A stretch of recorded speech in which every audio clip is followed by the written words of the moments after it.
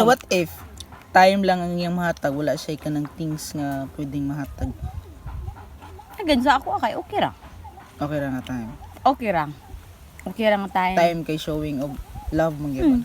Showing of love lang gihapon kaysa anang muhatag lagi gift, gipa LBC. I mean kanang makaya ra bitaw Dili og hatag personal.